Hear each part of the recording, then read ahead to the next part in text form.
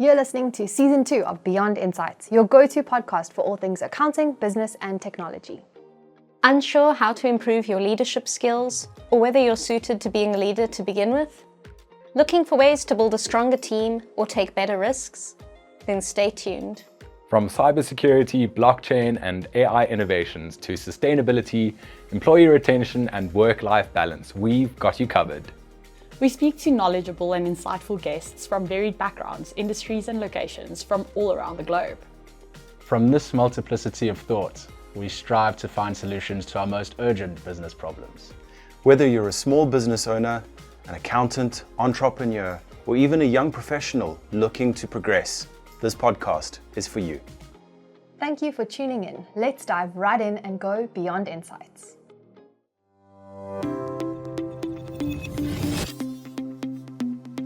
Hello everyone, and welcome back to Beyond Insights, the podcast where we explore everything accounting, business, and tech. So today, we're diving into one of the biggest opportunities for accounting firms looking to scale, sort of ditching those bulky, expensive ERP systems and building a lean and integrated tech stack in the cloud. Today, I'm very excited to be joined by our guest, David Tuck. He's the co-founder and the CEO of Mayday, and he's joining us today to unpack how accounting firms can save money, boost efficiency, and stay agile by choosing the right combination of apps. And most importantly, we're going to go through how to avoid the common traps along the way. So if you've ever wondered whether your tech stack is helping you or holding you back, then this episode is absolutely for you. So David, welcome to Beyond Insights. Hi, Wensley. Thanks so much for having me here. Been really looking forward to this. Yeah, me as well. So in the way of an introduction, David, you're the co-founder and the CEO of Mayday, which is a tool which helps organizations mend their month ends. So could you tell us a bit about Mayday and how the tool does help with those month end challenges? Yeah, absolutely. So hi, everyone. My name's David Tuck. I'm the co-founder and CEO at Mayday. And Mayday, we also run our CFO tech stack community, which I know we'll come on to talk about in a second. But coming back to Mayday, so yeah, our mission, as you so brilliantly capture there, is to mend month end, reduce down to a single click all of those really painful manual accounting adjustments that contribute to the broken system that we have today, where a finance team is considered proficient if they can close month end within 10 working days. So what do I mean by that? Well, we started with the pain points of being a multi-entity business. So that would be your intercompany balance recs, that would be your intercompany recharges, that would be cross-entity bank reconciliation. And we're really excited now to be broadening that out into pain points that are also relevant for single entity businesses. So first up is our deferred revenue product, then prepayments, and one month end illness at a time. We will tick off those different pain points until ultimately, we can confidently say we cured the disease of month end.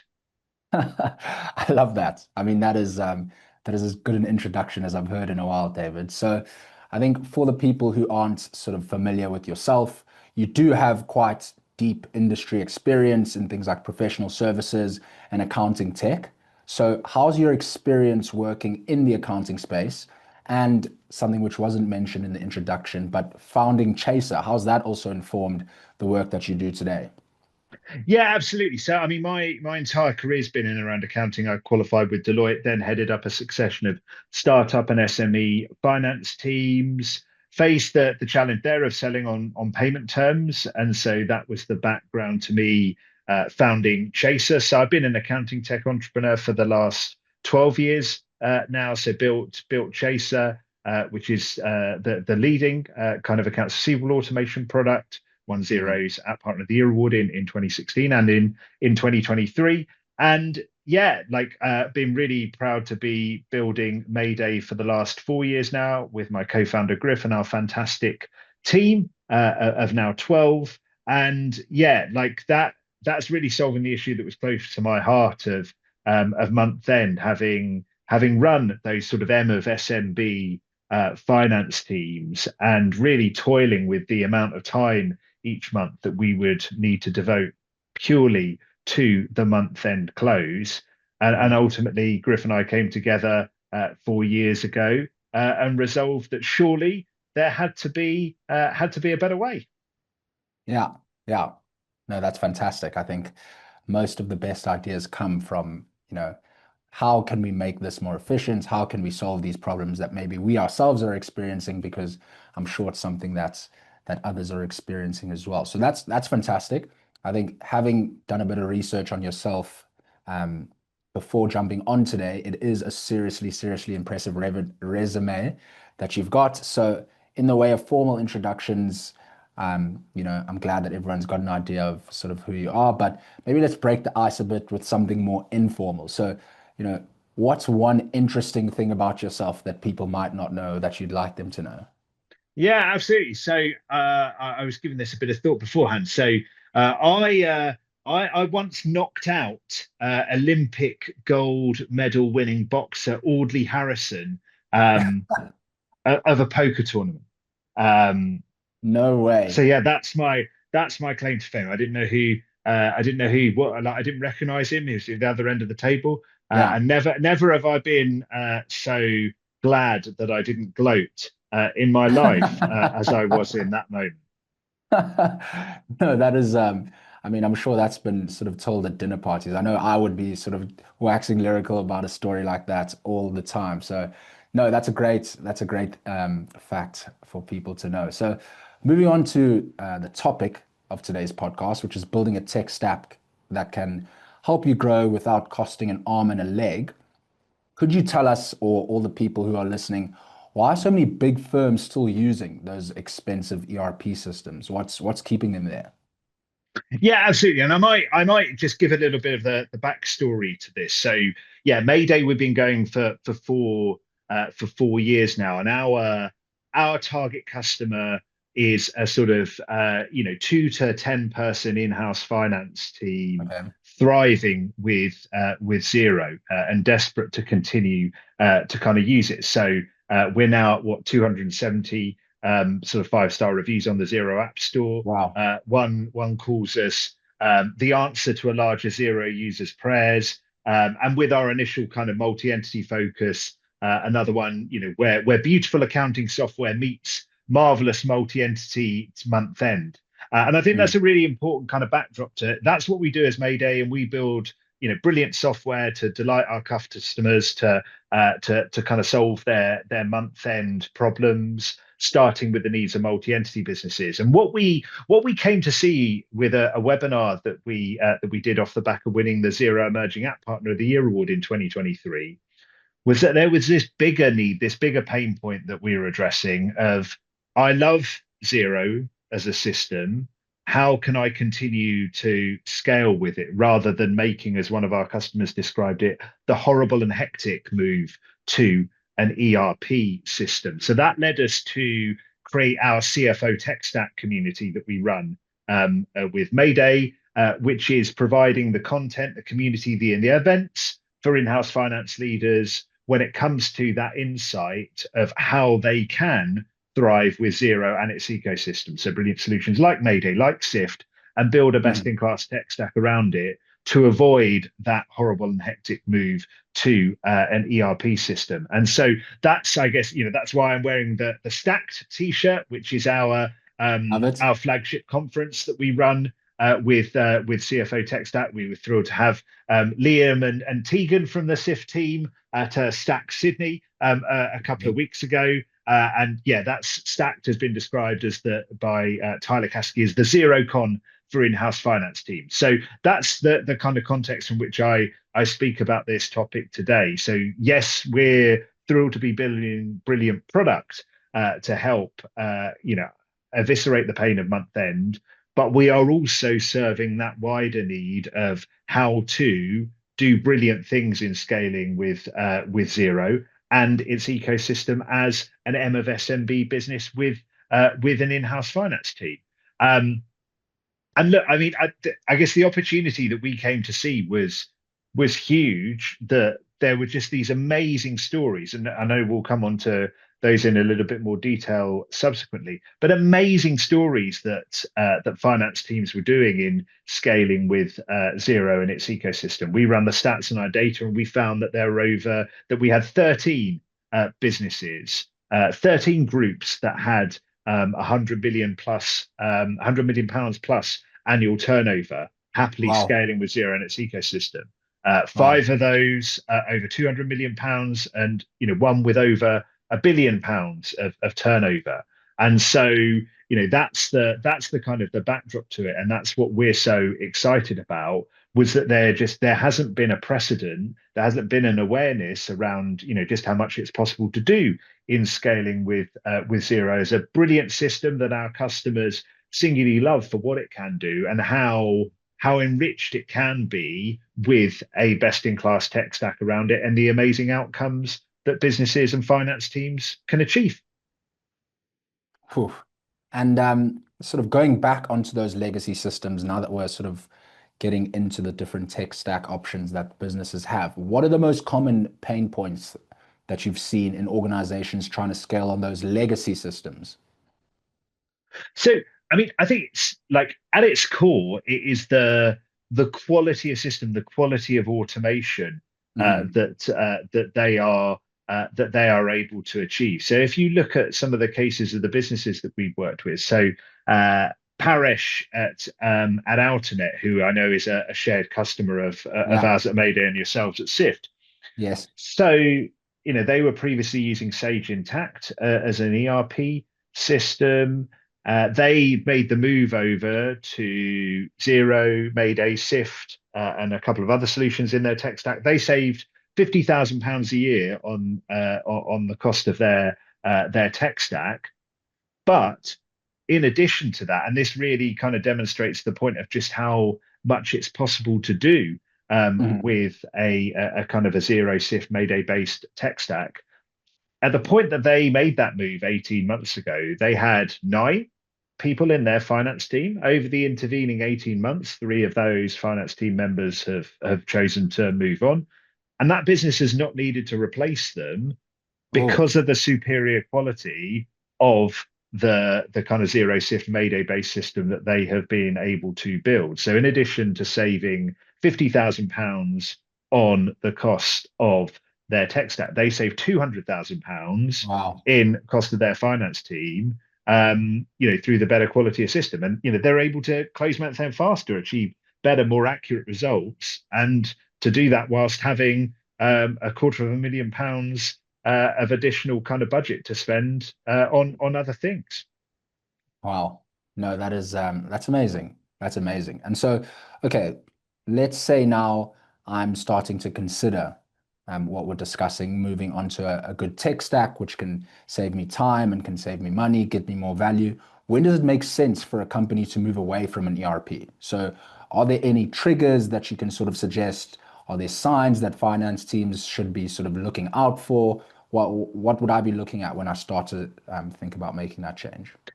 Yes, I think the way that we like to think about this is almost to turn that question on its head and say, what's stopping me from thriving with Xero and its ecosystem?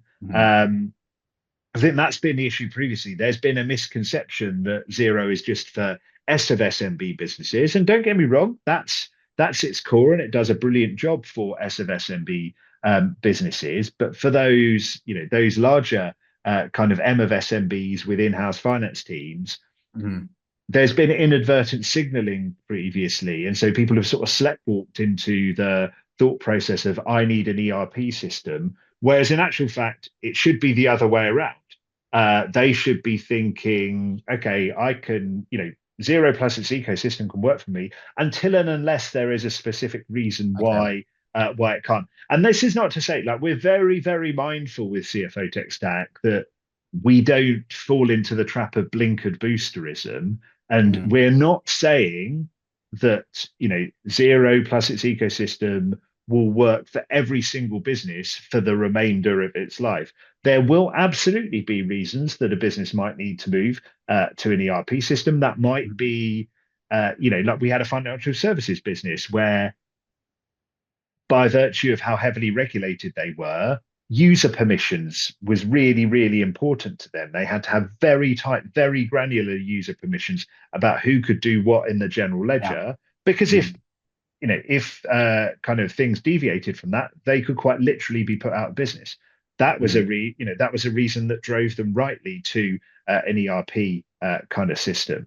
Sometimes there's sort of local tax filing requirements, although we've seen some good workarounds with that, with people running parallel Xero organizations along with a kind of local system for tax filings. We've seen sometimes that the transaction limits with Xero can bite, although the Finance Leader Advisory Council that we run with CFO Tech Stack described that really well as a feared but phantom issue, because you can often do great stuff using an ecosystem app for aggregated postings. But bringing it back to your original question, I think it's really, really important that people look at the question, not when should I use Xero plus its ecosystem, but rather, why can't I continue to use Xero plus its ecosystem? And only when they get to a very specific requirement that can't be solved by Xero plus its ecosystem working together, Xero's ecosystem being a core part of its DNA. Xero opened up their API in 2009, 3 years into their life. And so it's really important that businesses, finance teams think about Xero plus its ecosystem as one. And so only if they've got a requirement that can't be solved by Xero plus its ecosystem, then and only then is it a point at which they should be contemplating an ERP move. I think that's a really, really good way to put it. Absolutely, you've explained very well there that in some cases it might make sense to go via the ERP system routes, but I absolutely agree. I think until such a time that it's not working for you, it is a good idea to sort of follow the other trend of the cloud-based tech stack. So that's a really good answer. And sort of in keeping with that, could you just give us an idea of what a modern cloud-based tech stack actually looks like for an organization?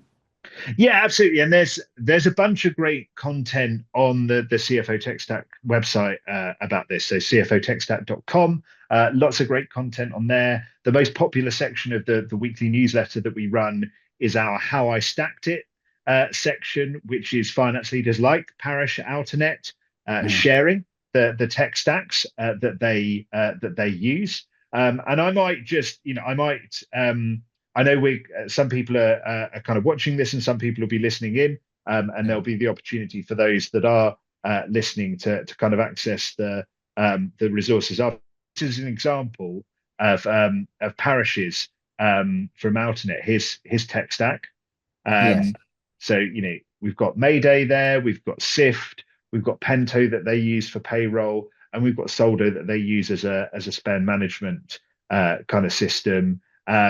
We see the average size of a tech stack would be about 5 or 6 apps that a business would have in place around Xero. We have our app map on the CFO Tech Stack website that provides some more information about this. But I think, Parish's example gives you a really good flavor, and that's something that's been really important for us to achieve with CFO Tech Stack, is to demystify. I think often businesses have got into, like, people talk about app fatigue a lot. I don't think it's app fatigue. I think it's app overload. They sort of go to the Xero app store, they see, over 1,000 solutions on there, whereas in actual fact, there are a very kind of, a very specific number of categories that are kind of relevant to them as finance teams. And actually, it's a very kind of manageable process to go about building a tech stack. And that's something I'm really proud of, the progress we're making with CFO Tech Stack to normalize and demystify. Fantastic. And you did mention there that this particular screen share that you're giving us right now will be very, very useful for those who are watching the podcast. But for those of you who aren't watching and are listening in, we will happily share that with you. I think really, really important to see a real world example of how the shift to a tech stack was done successfully. And so, we'll be happy to share that information for those of you who are listening in rather than watching. But that's fantastic. Thank you for sharing that, David. Amazing. Now, In terms of building a smart tech stack, we've had an example that you've just shared with us there, but in your opinion, how should an in-house finance team approach building an organization's tech stack? What's the starting point? Sure. So, I mean, I think starting with those kind of, those core needs around accounting automation, around reporting, around accounts payable, around data ingestion, all of which we detail more on the cfotechstack.com website, and the app map that we have as part of that. I think, peer insights is so valuable and important as well. And the How I Stacked It section of the newsletter plays a great part of that. Also on with CFO Tech Stack, and you find the link to this on the website, we run our forum, the Stack Exchange, which is a sort of Slack group, discussion group that finance leaders can join and ask questions of their peers as part of that. Oh, great. I think that would be my overarching piece of advice to kind of any finance leader is like the great thing about what we do as finance leaders is, all like businesses are slightly different and all people are different too, but there's very little that hasn't been like encountered before as problems. That's sort of the beauty of the fact that all accounting emanates from generally accepted accounting principle. I think there is that opportunity to really sort of lean on your peers for how they have approached things and benefit from their insights. And then it's the fact that like at our level of the market, solutions will have kind of trial periods for you to go out and test things for yourselves and make sure that it works for you. I think that's something that is a stark contrast to the ERP level of the market, where you get sold kind of software at our level of the market. And that's one of the many brilliant things about kind of building at this level of the market is, as a finance leader, you get to go and sell yourself, because you get to you get to sell yourself on whether this is the right thing for you, because you get to do your research and then you get to try it and see firsthand before you need to make a buying decision whether it works for you. Absolutely. And slightly more difficult one, this, but what are some core apps that you think every scaling organization should at least consider? And if you can, just explain why, please. Look, so I think if I go to those sort of core, those core areas. So we've got your general ledger in Xero. Then there's us from a Mayday perspective, accounting automation, month end automation. I'm very aware of my hosting environment, and we have Parish as a great shared customer. We have lots of great shared customers. So from Sift, from a sort of management reporting kind of perspective, phenomenal solution. And then I'd be going out into the sort of the accounts payable, the spend management categories, the data ingestion side of things.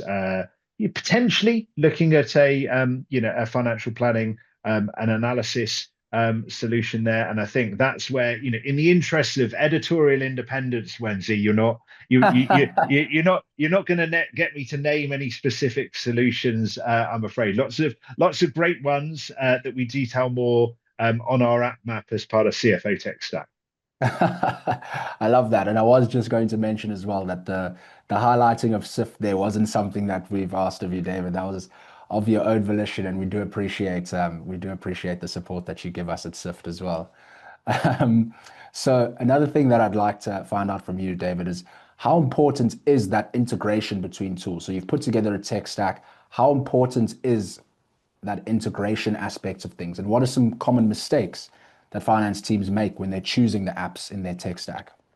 Yeah, sure. So I mean, I think the quality of the integration with Xero is obviously paramount. I think that the most common mistake I've seen people make is not being crystal clear on what their needs are in terms of the solutions, and also not recognizing like it's so important to get the best tool for the job. That if you look at the average size of a tech stack, 5 or 6 is not that many kind of different solutions, and never trade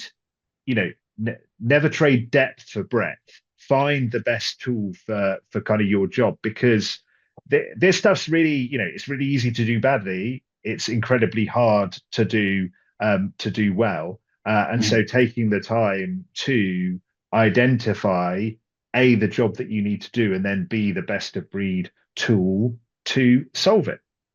Yeah, no, that's very good. I think that's fantastic advice for anyone listening in and thinking about making the move over.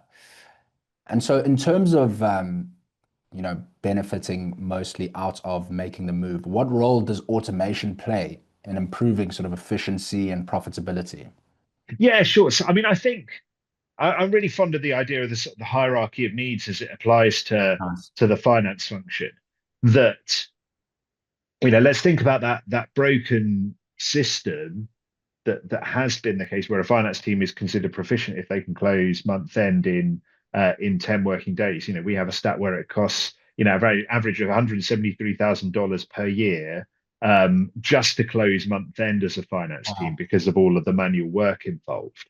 And so what does eliminating that manual work kind of, what benefits does that bring? Well, you get a better quality of management information faster, so you can take better business decisions. But the finance team can then move up the hierarchy of needs. They're working with that better quality of data in a more timely basis, and they have more time to spend because they're not kind of belabored with the drudge work of closing month end, which means they can do more front-footed kind of FP&A commercial business partnering work, which has historically always been crowded out by the subsistence need of the finance function, which is to close month end. So we're incredibly bullish about the opportunity for the finance function that great automation will bring about by enabling them to rise up that hierarchy of needs and do so much more, and be more fulfilled in their work, because you struggle to find a finance team member who describes month end as fulfilling. It is repetitive manual work, which is why it's such a great use case for brilliant automation. Absolutely. No, that's a fantastic point. I think for people, thinking about making the move, the return on investment is more than just sort of pounds and rands for our South African listeners. But as you've just mentioned there, the time that you save, the sort of efficiency that you gain, the scalability which comes with it. So I think that's a fantastic point that you've made there. So let's look to the future now, and some advice which I think might be useful from you for all of our listeners. What trends are you seeing in the accounting tech space that finance teams should keep an eye on? So, I mean, I think it's irresponsible maybe to answer that question, irresponsible and impossible to answer that question without talking about AI. Okay. Because look, I think, we're very bullish about the opportunities for kind of AI. Our kind of AIR technology, as we call it, artificially intelligent recognition of accounting adjustments. There is so much opportunity to reduce things down to a kind of a single click, and eviscerate that manual work. So I think that's something that, as a finance leader, it's really important to be promotion versus prevention in mindset when it comes to kind of opportunities in AI. But equally, as I mentioned before, we're very bullish about the role of the finance leader and the opportunity for the finance leader. So I think there's also an excessive hype around AI within accounting, that Yeah. it's not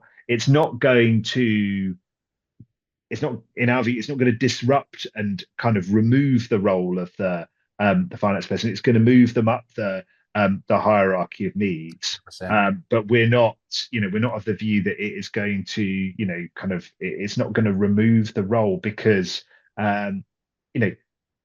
there's always going to be a human in charge of the process. And, I'm fond of saying, like, accounting is nothing but edge cases. There is so much manual work that can be eviscerated with great AI, great automation. But there will always be that really important kind of human role at the final step, and that human role can be so leveraged by the removal of the manual work that has previously had to be carried out to get there.